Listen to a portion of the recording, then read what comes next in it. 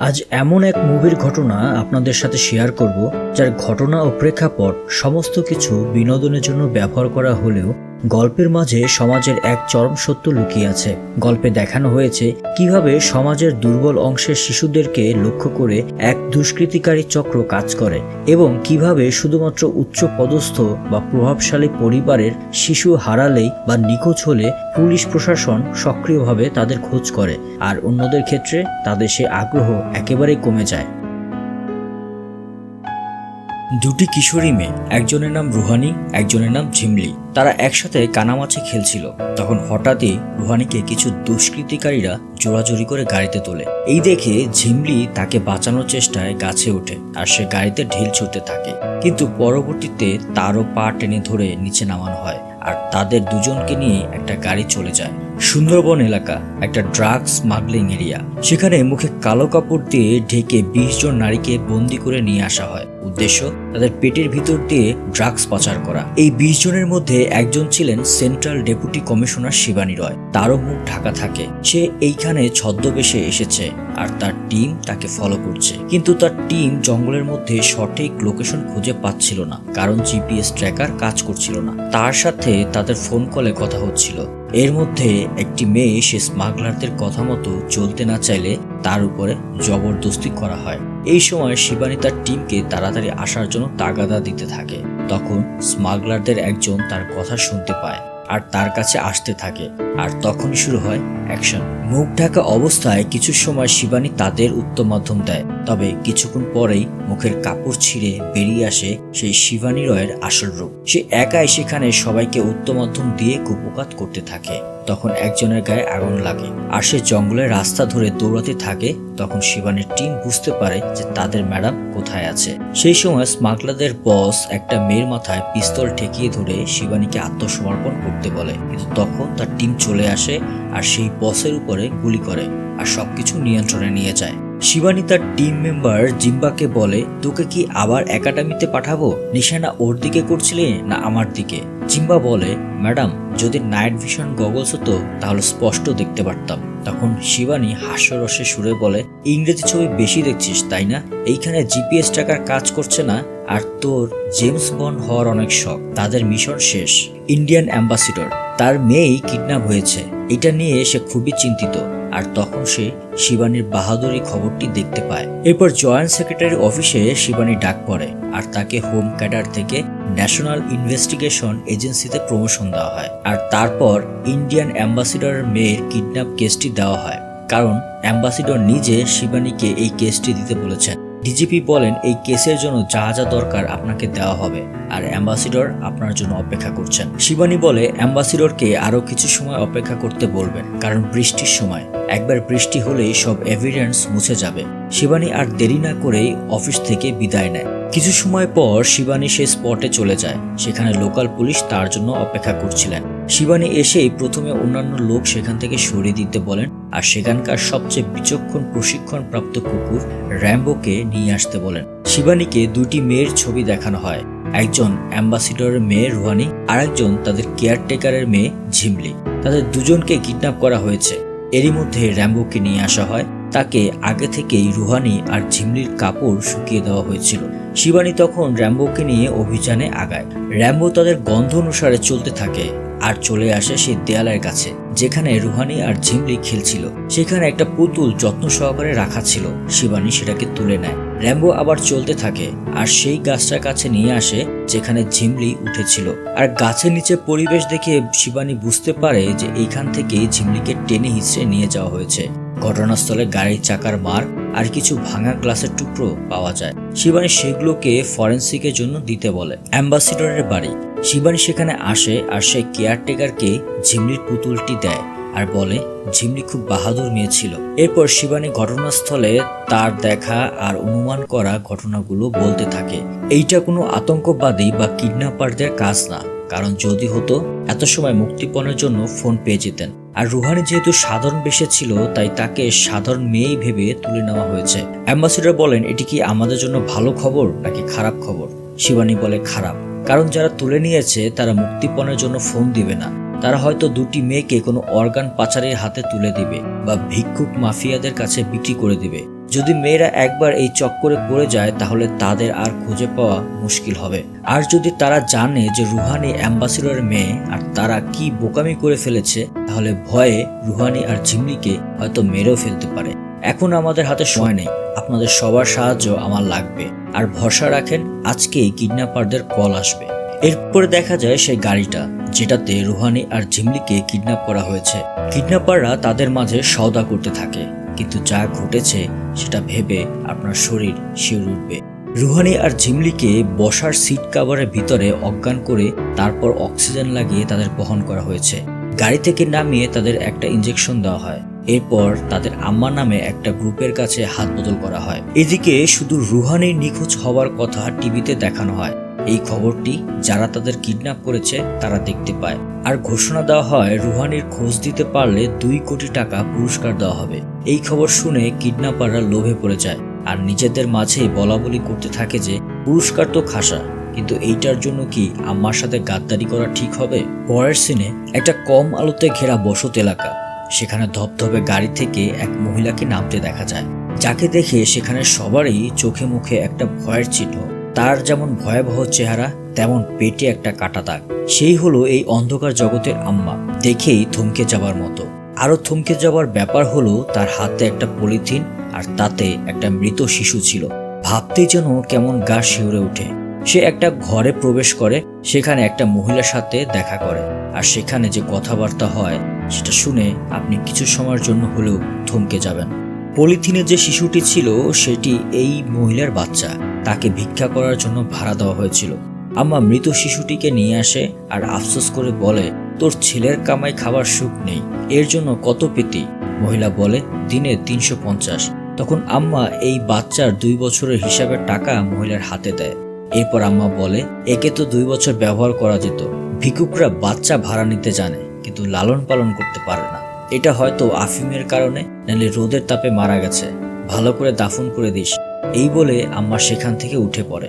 আম্মা উঠে গেলে মহিলাটি বলে, 2 বছর টাকা তো দিলে, বেঁচে যাওয়া আফিমগুলো দিয়ে যেও। আম্মা বলে, তোর লোভ গেল না? ঠিক আছে, পাঠিয়ে দেব। আর তোর তো 3 মাস চলছে, নতুন বাচ্চা হলে পাঠিয়ে দিস। এই বলে আম্মা সে গাড়িতে এসে বসে আর তখন ফোনটা হাতে নেয়। আর তখন ফোনটা হাতে নিয়ে অ্যাম্বাসিডরের মেয়ের নিখোঁজ খবরটা দেখে।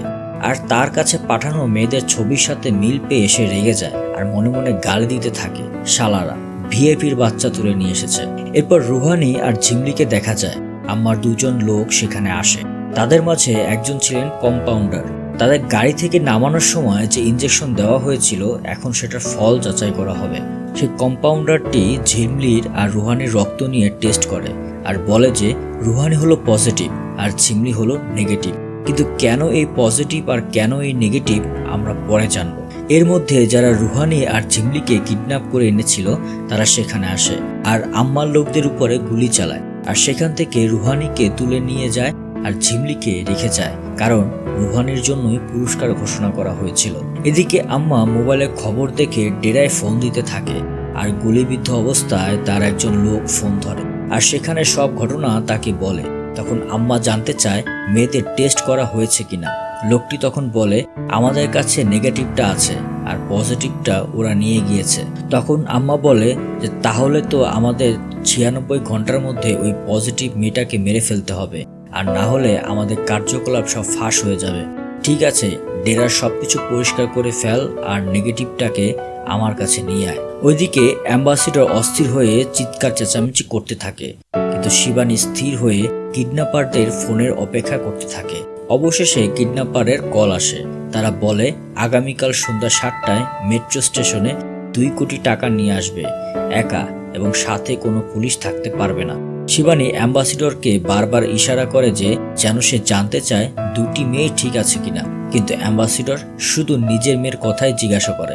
এরপর সে ফোন কল ট্র্যাক করে লোকেশন মতো পুলিশ ছুটে যায়, কিন্তু কিডন্যাপাররা আগেই সেখান থেকে সরে পড়ে। এরপর অ্যাম্বাসিডর কিডন্যাপারদের কথা মতো মেট্রো প্ল্যাটফর্মে টাকা নিয়ে আসে আর তার সাথে শিবানীর টিমও ছদ্মবেশে আসে। তখন অ্যাম্বাসিডরের কাছে ফোন আসে আর টাকা রেখে যেতে বলে, কিন্তু অ্যাম্বাসিডর বলে সে রুহানিকে না দেখা পর্যন্ত টাকা দিবে না। তখন তাকে ভিডিও কলে রুহানিকে দেখানো হয় আর তার সাথে কথা বলতে দেওয়া হয়। শিবানী তখন পাশ থেকে সে ভিডিও কলের লোকেশন খুঁজতে থাকে আর তার টিমকে সেখানে যেতে বলে। এদিকে অ্যাম্বাসিডর কিডন্যাপারদের কথা অনুসারে টাকার ব্যাগ একটা বেঞ্চে রেখে চলে আসে। শিবানীর টিম লোকেশন মধ্যে চলে যায়, কিন্তু সেখানে কাউকে দেখতে পায় না। শিবানী বুঝতে পারে এই ভিডিও কলটি আগে থেকে রেকর্ড করা ছিল। ওইদিকে কিডন্যাপারদের একজন টাকার ব্যাগ নিয়ে দৌড়াতে থাকে। তখন শিবানী তার পিছু নেয়, কিন্তু কিছু সময় পরে সে ব্যাগটি আরেকটা জায়গায় ফেলে সে পালাতে থাকে। তখন আরেকজন ব্যাগটি তুলে নিয়ে পালায়। শিবানী সে প্রথম জনকে ধরে ফেলে, উত্তমাধ্যম দেয় আর তাকে আটক করে। ওইদিকে বাইরে এক মহিলা কনস্টেবল দেখে রুহানিকে কিছু লোক জবরদস্তি করে তুলে নিয়ে যাচ্ছে। তখন সে বাধা দিতে গেলে তাকে পিছন থেকে আঘাত করা হয় আর সে সেখানে পড়ে থাকে। আর কিডন্যাপাররা রুহানিকে আর টাকা নিয়ে সেখান থেকে পালিয়ে যায়। এইবার যাকে শিবানী ধরে ফেলেছিল তাকে থানায় ধরে আনা হয় আর উত্তমধ্যম দেওয়া হয়। এরপর শিবানী সেখানে আসে আর তার বাঁধন খুলে দিয়ে তার সামনে বসে। তাকে বলে রিল্যাক্স হতে, পানি খেতে দেয়। তারপর বলে তোর নামে যতগুলো কেস হবে তুই তো 3rd ডিগ্রি দেওয়ার আগেই মারা যাবি, তার থেকে রাজসাক্ষী হয়ে যা। পরিবারে কেউ তো আছে নাকি, তাদের সাথে দেখা করবি না? তখন সেই লোকটি কিছুটা ইমোশন হয়ে পড়ে আর একে একে আম্মার মাফিয়ার গ্যাংয়ের কথা বলতে থাকে যে তারা এর আগেও আম্মাকে বাচ্চা সাপ্লাই দিয়েছে, কিন্তু এবার 8 থেকে 9 বছরের গরিব ঘরের মেয়ে চেয়েছে যাতে পুলিশি ঝামেলা না হয়, আর এই জন্য তাদের ভালো দামও দিয়েছে। আমরা এখন পর্যন্ত 9 জনকে সাপ্লাই দিয়েছি, কিন্তু পুরস্কারের কথা জানায় আমরা শুধু রুহানিকে তুলে এনেছি। তাদের দলের লিডার নাম পিঙ্কু, আর তাকে ধরলেই সব পাওয়া যাবে, সাথে রুহানিকেও পাওয়া যাবে। আর তার তাস মানে জুয়া খেলার শখ আছে।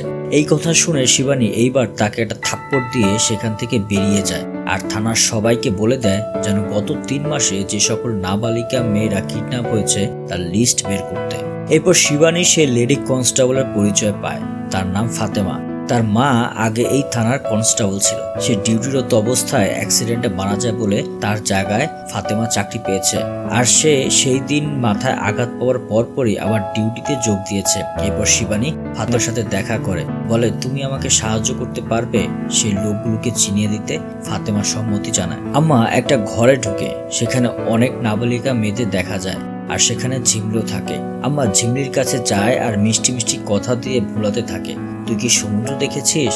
আমি তোকে দেখাবো, কিন্তু তার জন্য তো তোকে ঘুমাতে হবে। কিন্তু ঝিমলিকে ইঞ্জেকশন দিতে গেলে সে ভয়ে হাত সরিয়ে নেয়। তখন আম্মা তার পেটের মোটা কাটা দাগে ঝিমলির হাত ধরিয়ে দিয়ে আতুরের স্বরে বলে, দেখ ব্যথা লাগবে না, আর তুই ঘুমিয়ে যাবি আর সকালবেলায় সমুদ্র দেখবি। এরপর ছলে বলে ঝিমলিকে ইঞ্জেকশন দেওয়া হয় আর সে ঘুমের ঘোলে ঢলে পড়ে। শিবানীর সামনে তখন প্রায় 93টি বাচ্চার নিখোঁজ তালিকা ছিল, আর সবাই 8 থেকে 9 বছরের গরিব ঘরের মেয়ে। পুরো টিম লিস্টগুলো দেখে অবাক হয়ে যায়, কারণ তারা ভেবেছিল যে আম্মা শুধু ডিস্ট্রিক্ট লেভেলে খেলছে, কিন্তু এখন পুরো রাজ্য জুড়ে তার নেটওয়ার্ক রয়েছে। এরপর তারা আম্মাকে নিয়ে নিজেদের মধ্যে কথা বলতে থাকে।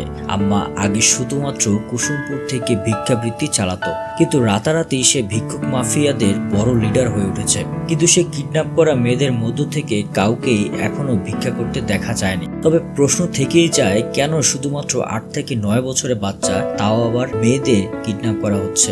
এর মাঝে 3 জন টিম মেম্বার আসে আর বলে তারা আম্মার ওই ডেরা থেকে কিছুই পায়নি, কারণ সবকিছু পরিষ্কার করে ফেলা হয়েছে। তখন শিবানী বলে আম্মার খোঁজ চালিয়ে যাও, কিছু তো ব্যাপার আছে এইখানে। রাতে শিবানী আম্মার ফাইল ঘাটাতে থাকে, তখন তার স্বামী ডাক্তার বিক্রম চলে আসে।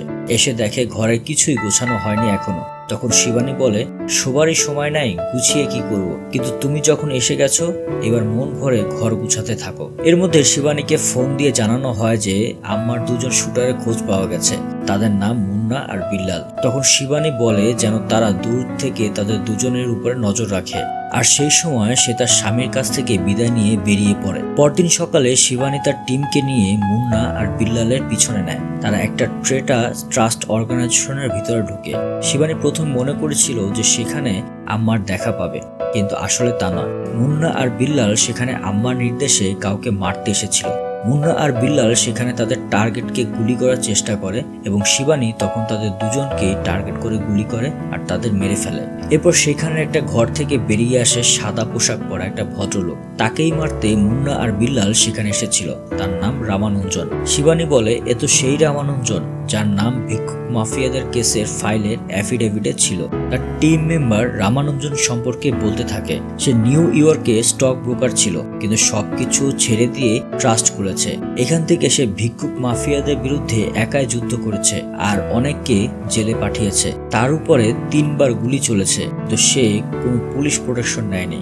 সে তার ট্রাস্টে ভিক্ষুক মাফিয়াদের থেকে উদ্ধারকৃত সমস্ত ছেলে মেয়েদেরকে শুশ্রূষা দেয়, মোটিভেট করে। এরপর রামানুজন সেখানে আসে আর শিবানীর টিমকে ধন্যবাদ দেয় যে পুলিশ প্রথমবারের মতো সময় মতো এসে তার প্রাণ বাঁচিয়েছে।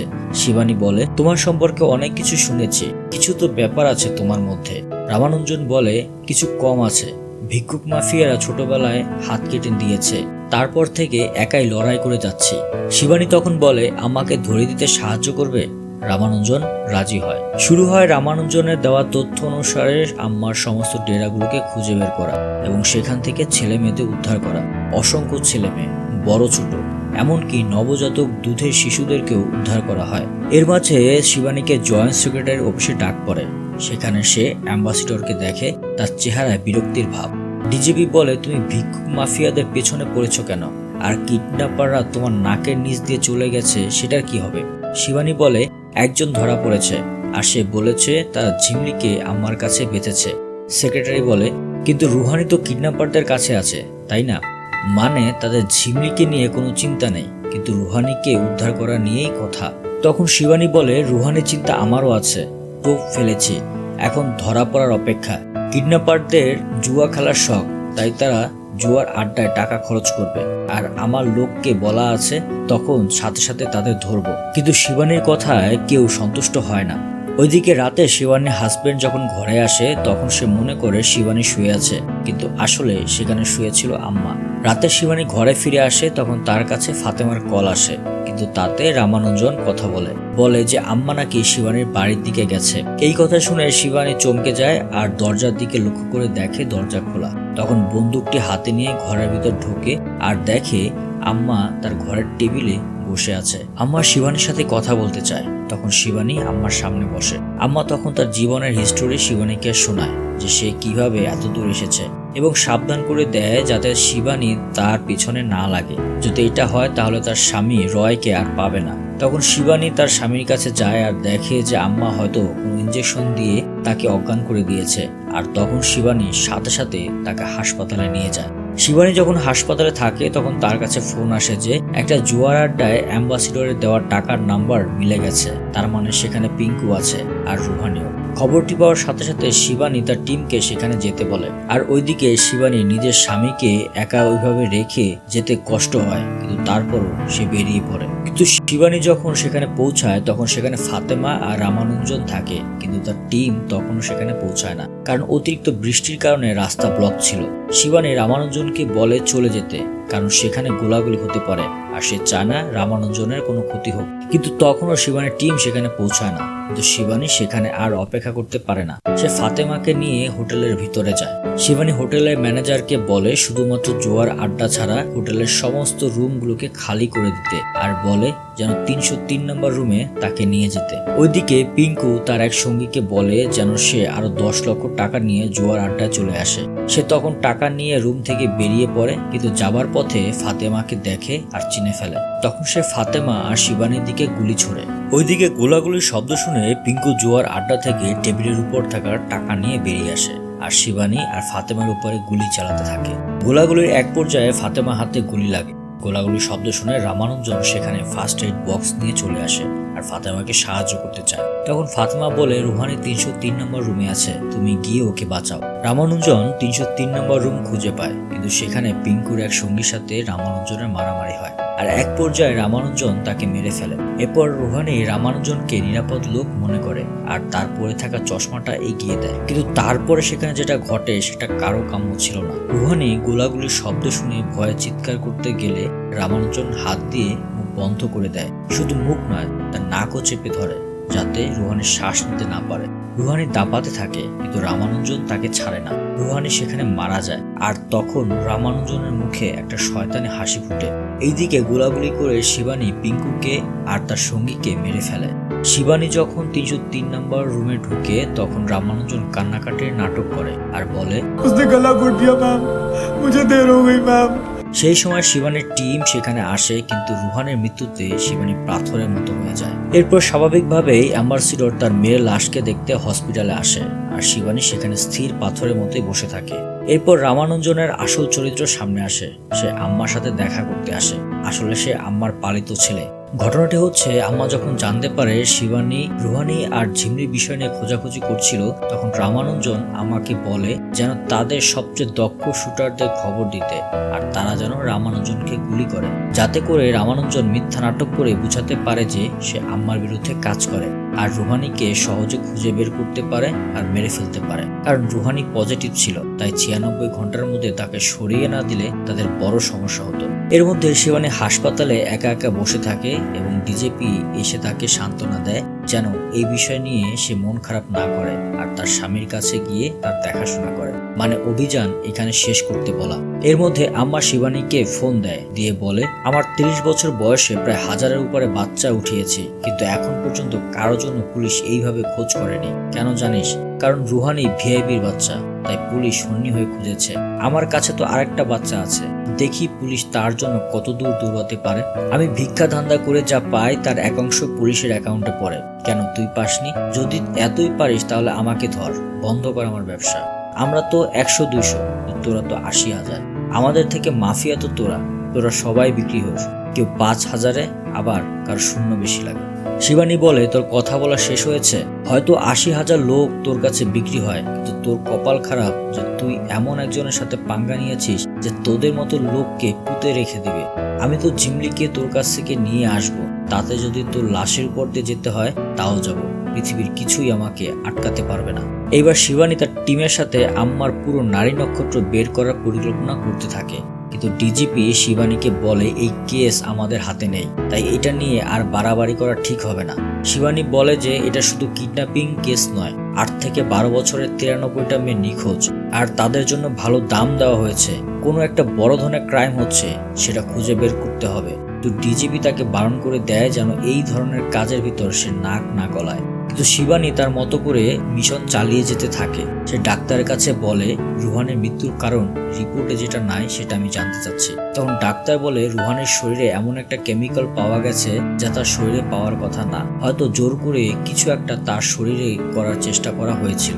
এর মধ্যে ফাতেমা শিবানীকে ফোন দেয় আর তার সাথে দেখা করে, আর ফাতেমা বলে যে তারা যে সকল মেয়েদের লিস্ট করেছিল সেখানে জয়পুরহাটে একটা মেয়েকে পাওয়া গেছে, তার নাম পূজা। তার অবস্থা খুবই খারাপ, তাকে সেখানে হাসপাতালে নিয়ে যাওয়া হয়েছে। শিবানী আর ফাতেমা সে হাসপাতালে পৌঁছায়, আর হাসপাতালের ডাক্তার জানায় সেই মেয়ের অবস্থা খুবই খারাপ এবং তার জরায়ুতে ক্যান্সার হয়েছে, কিন্তু সমস্যা হচ্ছে যে তার ভিতরে কোনো প্রকার সেক্সুয়াল হ্যারাসমেন্ট হয়নি। আরো আশ্চর্যের বিষয় হলো এই ক্যান্সার প্রকাশ পেতে প্রায় 10 বছরের বেশি সময় লাগে, তো তার বয়স মাত্র 8 বছর, তাও আবার ক্যান্সারের লাস্ট স্টেজ। এটা কি করে সম্ভব? বিষয় এমন যেন জোর করে তার ভিতর কেউ ক্যান্সার প্রবেশ করে দিয়েছে। শিবানী তখন সেই মেয়েটির কাছে যায়। ওই মেয়েটি তখন একটা ছবি আঁকতে থাকে, একটা মহিলা যার 2টি শিং আছে। এটি দেখে শিবানী আম্মার নামটি উচ্চারণ করে, আর তখন মেয়েটি শিবানীর দিকে তাকায়। তখন মেয়েটি সমস্ত কিছুই শিবানীকে বলে। সেখানে এক ভয়ঙ্কর ঘটনা দেখানো হয়। পূজা সহ আরো 2টি মেয়ে ছিল, আর তাদের অজ্ঞান অবস্থায় একটা চুলার কাছে নিয়ে যাওয়া হয়, যেখানে মানুষ মারা গেলে পোড়ানো হয়। কিন্তু হঠাৎ করেই পূজার জ্ঞান ফিরে আসে, আর সে তার পাশের মেয়েদের ডাকতে থাকে, কিন্তু তারা উঠে না। পূজা সেখান থেকে সরে পড়ে আর দেখে বাকি সেই 2টি মেয়েকে আগুনের চুলিতে দেওয়া হয় আর তাদের পুড়িয়ে ছাই করে দেওয়া হয়। শিবানী তখন পূজার কাছে সেই ঠিকানা জানতে চায়, কিন্তু তখনই তার মুখ দিয়ে রক্ত বের হয়ে আসে, আর সেখানেই সে মারা যায়। ফাতেমা এবং শিবানী সেখান থেকে ফিরে আসার পথে ফাতেমা গাড়ি চালাতে থাকে, আর শিবানী পূজার আঁকা ড্রয়িংগুলো দেখতে থাকে। সে সব ছবিগুলোর মাঝে একটা বিড়ালের ছবি দেখতে পায়। তখন শিবানী ভাবে এই বিড়ালের ছবি আগে কোথাও দেখেছে। তখন মনে পড়ে এই ছবির সাথে রামানুজনের ট্রেটার ট্রাস্টের লোগোর সাথে মিল আছে। তাই শিবানী ফাতেমাকে তখন বলে, আমরা দিল্লিতে পরে যাব, আগে দেখি জয়পুরহাটে ট্রেটার কোনো সেন্টার আছে কিনা। তারা জয়পুরহাটে ট্রেডার্স সেন্টারে আসে, কিন্তু সেটা পুরোই শুনশান ছিল আর সেখান থেকেই পূজা পালিয়েছিল। এবার শিবানী বলে রামানুজনের খাতা খুলতে হবে। এরপর ফাতেমা রামানুজনের স্কুলে গিয়ে তার সম্পর্কে খোঁজ খবর নিতে থাকে, আর শিবানী রামানুজনের শেয়ার বিজনেসের খোঁজ খবর নিয়ে দেখে তার শেয়ার সে বিক্রি করে 4/1 টাকা ট্রেডার ট্রাস্টে ব্যবহার করেছে, কিন্তু বাকি টাকাগুলোর কোনো হদিস নেই। আর ফাতেমা স্কুলের রেকর্ড থেকে জানতে পারে যে রামানুজনের লিগ্যাল গার্জিয়ানের নাম হলো আসলাম। এবার খোঁজ পড়ে সে আসলামকে শিবানী খুঁজে পায় একটা মদের আড্ডাখানায়। সেখান থেকে শিবানী তাকে ধরে নিয়ে আসে আর জিজ্ঞাসাবাদ করতে থাকে। তখন আসলাম বলে যে সে আম্মার রাইট হ্যান্ড ছিল আর আম্মার জন্য অনেক বাচ্চাদেরকে ধরে এনেছিল, কিন্তু একদিন সেখানে একটা ছেলে নামক এক রাক্ষসকে আনা হয়। এরপর আসলাম বাচ্চাদেরকে সিরিঞ্জ বা চাপাতি বাছাই করতে বলে। অন্য সবাই সিরিঞ্জ বাছাই করে, কিন্তু রামানুজন চাপাতি বাছাই করে আর আসলাম রামানুজনের একটা হাত কেটে নেয়। আর রামানুজনের এই অবস্থা দেখে আম্মা তাকে দেখতে আসে আর বলে তুই যদি সিরিঞ্জ বেছে নিতি তাহলে শুধুমাত্র তোর চোখ যেত। তখন রামানুজন বলে আমি একটা হাত কাটা নিয়ে এখান থেকে পালাতে পারবো, কিন্তু চোখ ছাড়া পালাতে পারবো না, আমি কোনোদিন ভিক্ষা করবো না। তখন আম্মা বলে তোর মতো কত এলো আর গেল, কেউ এখান থেকে পালাতে পারেনি, ভিক্ষা তো তোকে করতেই হবে। পরের দিন সবাই নিজ নিজ ভিক্ষার হিসাব দিলে রামানুজন 7,312 টাকা আম্মার হাতে তুলে দেয়। তখন আম্মা বলে এতগুলো টাকা কিভাবে পেলি? রামানুজন বলে चोरी करी, टका डाला, झूठ बोला, लेकिन अम्मा भीख नहीं मांगी मैंने। আর এইসব কথা শুনে আম্মা বলে তুই কি চাস? রামানুজন বলে আমি এখান থেকে পালাতে চাই। আম্মা বলে তুই পালিয়ে যাবি কোথায়? সে বলে স্কুলে যাব। আম্মা তার কথায় খুশি হয় আর বলে ঠিক আছে, আমি তোকে স্কুলে পাঠাবো। এরপর আম্মা তাকে স্কুলে পাঠায় আর পড়াশোনার জন্য যখন সে বিদেশে যায় তার আগে রামানুজন আসলামের একটা হাত কেটে নেয়, অর্থাৎ হিসাব বরাবর করে দিয়ে যায়। আসলাম বলে এই পৃথিবীতে রামানুজনের দুর্বলতা আম্মা আর আম্মার দুর্বলতা রামানুজন, পৃথিবীর আর কোনো কিছুর বড় তাদের নেই। এরপর শিবানী ফাতেমাকে বলে আসলামকে নিয়ে থানায় যেতে আর তার স্টেটমেন্ট নিতে ডিজিপি সাহেবকে জানাতে, আর শিবানী রামানুজনকে ধরার জন্য প্রস্তুতি নিতে থাকে। শিবানী তার টিম সহ রামানুজনের ট্রাস্টের সামনে থেকে তাকে ফোন দেয়, বলে তোমার ওইখানে কিছু বেড খালি রাখো, আমার একটা ডেরার খবর পেয়েছি, সেখানে অনেকগুলো মেয়ে আছে, এখন কার কি অবস্থা সেটা বলতে পারছি না। এদিকে শিবানীর এই ফোন পেয়ে রামানুজন আম্মার সাথে দেখা করতে বেরিয়ে পড়ে, আর তখন তার পিছন নেয় শিবানীর টিম। এক গিঞ্জি এলাকা অলিগুলি শহর পেরিয়ে রামানুজন আম্মার সাথে দেখা করতে তার ডেরায় আসে, আর তখন তার পিছন পিছন শিবানী ও তার টিম পৌঁছে যায়। তারা তাদের দুজনকে হাতে নাতে ধরে এবং শিবানী আম্মা ও রামানুজনকে কিছু উত্তমধ্যম দিয়ে ধরে থানায় নিয়ে আসে। ওইদিকে ফাতেমাকে আসলাম ভুলাতে থাকে যাতে করে তাকে সেখান থেকে ছেড়ে দেয়। এর ভিতরে শিবানী তার দলবল নিয়ে রামানুজন আর আম্মাকে নিয়ে থানায় আসে। তখন রামানুজন এবং আম্মা দুজনে সেখানে আসলামকে দেখতে পায় আর আসলাম তাদের দেখে ভয় পেয়ে যায়। শিবানী তখন রামানুজনের সামনে বসে আর বলে তোদের এই মা ছেলের নাটক এবার ধরা পড়ে গেছে, এবার বল মেয়েদের কোথায় রেখেছিস? কিন্তু রামানুজন তখন কোনো কথাই বলে না। ওইদিকে হঠাৎ করে বাইরে হট্টগোল শোনা যায়। শিবানী তখন দৌড়ে সেখানে গিয়ে দেখে আসলাম সুইসাইড করেছে। ফাতেমা তখন আতঙ্কিত হয়ে কান্নায় ভেঙে পড়ে আর বলে আমি একটু বাইরে গিয়েছিলাম, এর মধ্যে সে গলা কেটে ফেলেছে। শিবানী রেগে যায় আর বলে কাউকে বলে গিয়েছিলে যাতে করে তোর জায়গায় খেয়াল রাখে? ফাতেমা বলে না। শিবানী রেগে যায় আর সবাইকে সেখান থেকে বের করে দেয় আর ফাতেমার উপর রাগ দেখিয়ে বলে জানিস কি করেছিস? আসলাম ছাড়া আম্মা আর রামানুজনের প্রমাণ হাতছাড়া হয়ে গেল, আমার এতদিনের পরিশ্রম মাটি করে দিয়েছিস। এদিকে আসলামের মৃত্যুতে আম্মা আর রামানুজনের মুখে হাসি ফোটে।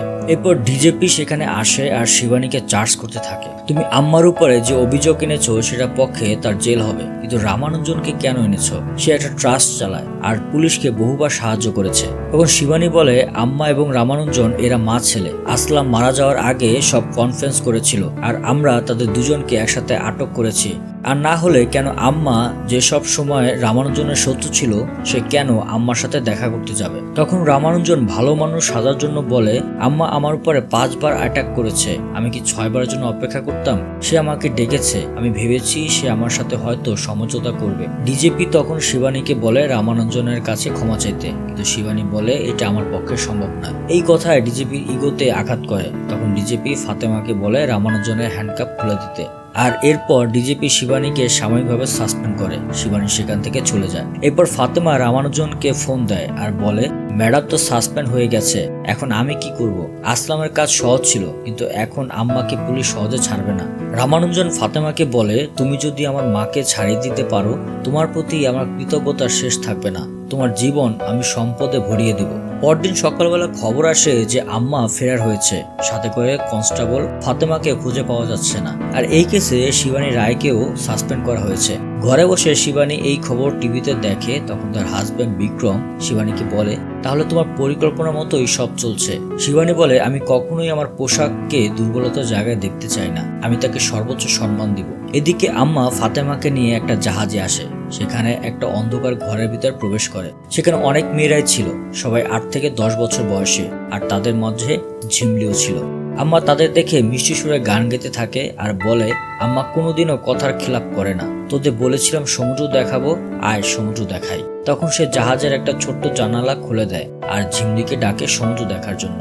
ঝিমলি ছোট্ট মেয়ে আম্মার মিষ্টি কথায় সাড়া দিয়ে এগিয়ে যায় আর জানালা দিয়ে সমুদ্র আর একটা বিশাল ল্যাব দেখতে পায়। আম্মা তখন বলে, लंका में स्वागत है। এদিকে শিবানী তার টিম গঠন করতে থাকে, বিভিন্ন ডিপার্টমেন্ট থেকে তার পরিচিত ও বিশ্বস্ত লোকদের সংগ্রহ করতে থাকে। আর তাদের মধ্যে অ্যাম্বাসিডরও থাকেন। সে তার মেয়েকে হারিয়েছে, তাই এই ব্যাপারে সাহায্য করতে চান। তিনি জানান যে মালয়েশিয়ান অ্যাম্বাসিডর তার বন্ধু। সে জানায় যে রামানুজন প্রায় সেখানে আসা যাওয়া করলেও তার ট্রেডার ট্রাস্টে বেশি যায় না। সে এমন একটা জায়গায় যায় সেখান থেকে ট্রেস করা পসিবল হয় না। একটা বড় প্রতিষ্ঠান। ফাতেমা এবং আম্মা গাড়িতে করে সেখানে এসে দাঁড়ায় আর সেখানে রামানুজন তাদেরকে স্বাগতম জানায়। প্রতিষ্ঠানের নাম জার্কো। সে আম্মাকে জড়িয়ে ধরে আর ফাতেমাকে বলে, তুমি তোমার জীবনের মোড় ঘুরে দিয়েছো, তোমাকে স্বাগতম জানাই এই স্বাধীন জীবনে। তুমি শুধু আম্মাকে নয়, তোমার নিজেকেও মুক্ত করেছো। রামানুজন আসলে এখানে একটা রিসার্চ সেন্টার তৈরি করেছে। সেখানে সার্ভাইকাল ক্যান্সারের প্রতিষেধক নিয়ে গবেষণা করা হয় আর এর জন্য ব্যবহার করা হয় 8 থেকে 10 বছর বয়সী মেয়েদের, যাদের উপরে সরাসরি গবেষণা চালানো হয়। তাদের মধ্যে এইচপিভি ভাইরাস প্রয়োগ করানোর পর 3 ঘন্টার মধ্যে যে মেয়েটি এই ভাইরাসে আক্রান্ত হয়ে যায় তাকে বলে পজিটিভ, আর যে মেয়েটি আক্রান্ত হয় না তাকে বলে নেগেটিভ। অর্থাৎ যে নেগেটিভ তার মধ্যে এই রোগের প্রতিষেধক তৈরি করা সম্ভব। কিন্তু সমস্যা হলো এই ক্যান্সার প্রকাশ পেতে প্রায় 10 থেকে 12 বছর সময় লাগে। কিন্তু যদি এটি 8 থেকে 9 বছরের মধ্যে কোনো মেয়ের মাঝে দেখা যায় তাহলে সেটা নিয়ে আলোচনা আসতে পারে। তাই কাজ শেষ হয়ে গেলে তাদের প্রত্যেককে মেরে ফেলা হয় আর আগে পজিটিভদের মেরে ফেলা হয়। এর জন্যই রাস্তায় পড়ে থাকা বা গরিব ঘরের মেয়েদের বাছাই করা হয়, যাতে করে পুলিশে ঝামেলা না আসে। কারণ পুলিশ রাস্তার লোকদের নিয়ে মাথা ঘামায় না। তাই যারা পজিটিভ তাদেরকে পুড়িয়ে ফেলা হয়, ঠিক যেমনটি আমরা পূজার ক্ষেত্রে দেখেছিলাম। আর রুহানিও যেহেতু পজিটিভ ছিল তাই রুহানিকেও মেরে ফেলা দরকার ছিল। আর এই ঘরের মধ্যে যারা আছে প্রত্যেকেরই যখন কাজ শেষ হয়ে যাবে তখন প্রত্যেককেই পুড়িয়ে ফেলা হবে। এরপর ফাতেমা আর আম্মা সেখান থেকে বেরিয়ে পড়ে। তখন গাড়িতে বসেই আম্মা ফাতেমাকে গর্বের সাথে বলে, ভাগ্য আমার কিডনি নিয়ে আমার সাথে সওদা করেছে আর রামানুজন তার হাত কেটে তার ভাগ্যের সাথে সওদা করেছে। এই কথা বলতে না বলতেই তাদের গাড়ির পথ আটকে দেওয়া হয় এবং গাড়ির উপরে গুলি চলে। তখন তাদের ড্রাইভার সহ নিরাপত্তা কর্মী মারা যায়। ফাতেমা তখন গাড়ি ড্রাইভ করে। এই অবস্থা দেখে আম্মা রামানুজনকে ফোন দেয়, কিন্তু সে মিটিং এ ব্যস্ত থাকে তাই ফোন ধরে না। তখন ফাতেমা বলে একটা সেফ জায়গাতে যায়, সেখানে গিয়ে রামানুজনকে ফোন দিবেন। ফাতেমা আম্মাকে নিয়ে একটা পুরাতন গোডাউনের মধ্যে প্রবেশ করে আর সেখানে শিবানীর সামনে চলে আসে। আম্মা তাকে দেখে অবাক হয়ে যায়। তখনই আম্মাকে গাড়ি থেকে টেনে হিঁচড়ে বাইরে বের করে আনা হয়। এরপর ফাতেমা গাড়ি থেকে নেমে শিবানীকে স্যালুট করে। আর ঘটনা চলে যায় ফ্ল্যাশব্যাকে, অর্থাৎ যেখানে আসলাম মারা গিয়েছিল সেই ঘটনায়। শিবানী ফাতেমাকে বলে, যেহেতু আসলামের মৃত্যুতে আমাদের কাছে আর কোনো প্রমাণ নাই, তখন যা কিছু করার তোকেই করতে হবে। রামানুজনকে আম্মাকে ছাড়িয়ে নেওয়ার টোপ দিতে হবে এবং আম্মাকে পালাতে সাহায্য করতে হবে। আর ফাতেমা শিবানীর কথা মতো কাজ করে, রামানুজনের সাথে কথা বলে আর আম্মাকে পালাতে সাহায্য করে। এরপর আম্মা শিবানীর উপর রেগে যায় আর শিবানীর সাথে বাকতর্ক হতে থাকে। এরপর তারা আম্মাকে সেখান থেকে টেনে হিঁচড়ে নিয়ে যায় আর ফাতেমা নিজের হাতে তখন গুলি করে, যাতে বুঝতে পারে যে কেউ আম্মাকে তুলে নিয়ে গেছে। এরপর রামানুজন ফাতেমাকে আহত অবস্থায় দেখতে পায় আর পাগলের মতো আম্মার কথা জিজ্ঞাসা করতে থাকে। এর মধ্যে শিবানী রামানুজনকে ফোন দেয়, বলে সে তার প্রতিষ্ঠানের নিচে আছে, সে রামানুজনের সাথে দেখা করতে চায়। শিবানীকে তখন ভিতরে নিয়ে আসা হয়। শিবানী তখন রামানুজনকে বলে, তোর সাথে সওদা করতে এসেছি, সব মেয়েদের পরিবর্তে আমি আম্মাকে ফিরিয়ে দিব। রামানুজন তার কথায় রাজি হয়, কিন্তু বলে এই মেয়েগুলো ফিরে গিয়ে কি করবে? ওই গরিব ঘরে পড়তে পারবে? কিছু হতে পারবে? সেখানে তাদের খাবার নেই, থাকার মতো জায়গা নেই, কেউ তাদের তুলে নিয়ে রেপ করবে। এই সমস্ত কিছু সহ্য করতে না পেরে তারা সুইসাইড করবে। তার থেকে তো বেশি সম্মান তারা আমার এই ল্যাবে পায়। সবকিছু দেখছেন, শুনছেন, কিন্তু কানে তালা দিয়ে। 20 বছরের রিসার্চ 6 মাসে এদের কারণে হচ্ছে। হ্যাঁ, কিছু প্রাণ যাবে, কিন্তু তাতে কি? 20 বছরে আরো কত প্রাণ বাঁচবে? শিবানী বলে, তুই কি ভগবান? এখন কি তোকে পুজো দিব? তুই কে রে? কে বাঁচবে আর মরবে এটা ঠিক করার? এইসব তুই তোর ফায়দার জন্য করছিস। রামানুজন বলে, আমি ক্যাপিটালিস্ট, কিন্তু 20 বছরের এর পিছনে কত খরচা হতো, কোটি কোটি টাকা মার্কেট ভ্যালু অনিশ্চয়তার মধ্যে থাকতো। আর এটা যদি সরাসরি প্রয়োগ করি তাহলে তো ফলাফল হাতে না হাতে পাবো। হ্যাঁ, এমনটা নয় যে এর মধ্য দিয়ে সমাজে কোনো উপকার হয়নি। একজনের প্রাণ দিয়ে যদি 100 জন বাঁচে তাহলে ক্ষতি কি? শিবানী তখন বলে, আমাদের কোতোয়ালিতে একটা কথা আছে, 100 गुनहगार के साथ न्याय नहीं भी हो तो ठीक है, पर एक भी बेगुनाह के साथ अन्याय नहीं होना चाहिए। যদি তুই শত জান বাঁচাতে একটা প্রাণ নিস তাহলে তুই অপরাধ করেছিস। রামানুজন বলে, ঠিক আছে, আম্মার বদলে সমস্ত মেয়ে দেব। আমি আবার মেয়ে সংগ্রহ করব, আবার জায়গা পরিবর্তন হবে, কিন্তু উদ্দেশ্য পরিবর্তন হবে না। আর যদি আম্মার কিছু হয় তাহলে এইখানে যারা আছে প্রত্যেককে এক এক করে আমি নিজের হাতে মেরে ফেলবো। আর শুরু করব রুহানির ক্লোজ ফ্রেন্ড ঝিমলিকে দিয়ে।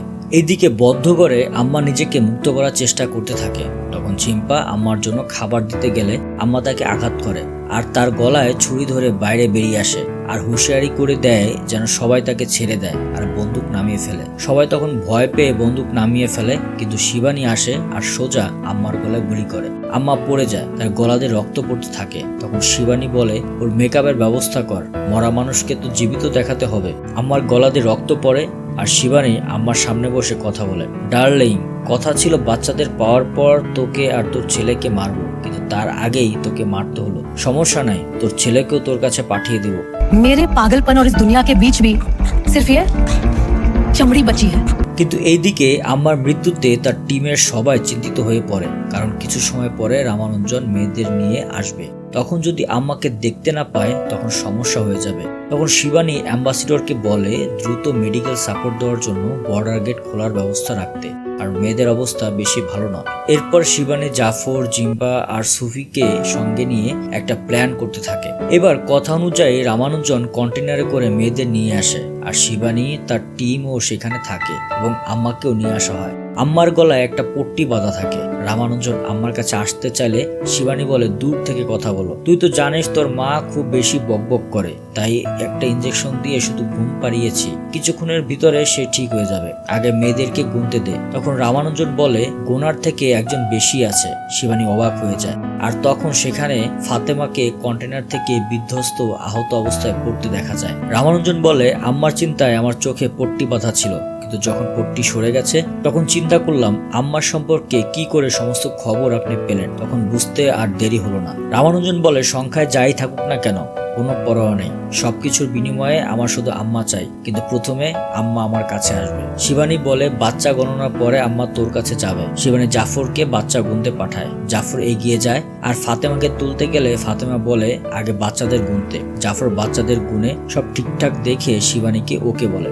এরপর সুফি আম্মাকে নিয়ে অগ্রসর হয়। তখন টান টান একটা উত্তেজনা থাকে, কারণ আম্মা সেখানে মৃত। আর রামানুজন সেটা জানতে পারলে কি ভয়ানক কাজ করতে পারে কল্পনার বাইরে। সব বাচ্চা মেয়ের প্রাণ রয়েছে রামানুজনের হাতে। শিবানী তখন জিম্বার সাথে চোখে চোখে কথা বলে, অর্থাৎ তাদের মাঝে কোনো কিছু প্ল্যান রয়েছে। সময় আগাতে থাকে। রামানুজনের কাছে যখন আম্মা পৌঁছায় তখন রামানুজন বুঝতে পারে আম্মার গলায় গুলি লেগেছে আর আম্মা নেই। রামানুজন আম্মার একেবারে কাছে। শিবানী তখন একটা সুইচ চাপে আর সাথে সাথেই একটা ব্লাস্ট। এরপর পড়ে থাকতে দেখা যায় রামানুজনকে। গোলাগুলিতে রামানুজনের সকল সাঙ্গপাঙ্গতে শেষ করতে থাকে শিবানী আর তার টিম। রামানুজন সেখানে মরে না, আধমরা হয়ে পড়ে থাকে। শিবানী জাফরকে বাচ্চাদের নিয়ে অ্যাম্বাসির উদ্দেশ্যে রওনা দিতে বলে। শিবানী তখন ফাতেমাকে বলে, আমাকে বলতো কেন পৃথিবীর কোনো রিসার্চ হোক, মানসিক নির্যাতন হোক, শারীরিক নির্যাতন হোক, এই সমস্ত কিছু শিকার কেন শুধু মেয়েরাই হয়, কিন্তু তারপরও আমরা এই পশুদের মাঝে বেঁচে থাকি। এইটা ভেবে একটা সময় সমস্ত কিছুর পরিবর্তন হয়ে যাবে। এরপর শিবানী রামানুজনকে শিকল দিয়ে মারতে থাকে আর বলে, যখন পৃথিবীতে তোদের মতো এক একটা রাক্ষস জন্মগ্রহণ করে তখন পৃথিবীতে কোনো না কোনো দেবীর আবির্ভাব হয় তোদের মতো রাক্ষস বধ করতে। এরপর সে প্রত্যেকটা মেয়ের নাম ধরে রামানুজনকে শিকল দিয়ে মারতে থাকে যাদেরকে সে মেরে ফেলেছিল। এরপর রামানুজনকে সেই এইচপিভি ভাইরাসের ইনজেকশন দেওয়া হয় আর তার ভিতরে সে ক্যান্সার প্রবেশ করে দেওয়া হয়, যা এতদিন সে সুস্থ মেয়েদেরকে দিয়েছে। এরপর রামানুজনের গলায় শিকল পরিয়ে তাকে টানতে টানতে নিয়ে যাওয়া হয় আর শিবানী বলতে থাকে, ভয় করিস না, তোর এত সহজে মরণ হবে না, খুব যন্ত্রণাদায়ক মরণ হবে তোর, কিন্তু তুই চিন্তা করিস না, আমি তোর সাথে বসে থাকবো তোর মৃত্যুর আগ মুহূর্ত পর্যন্ত।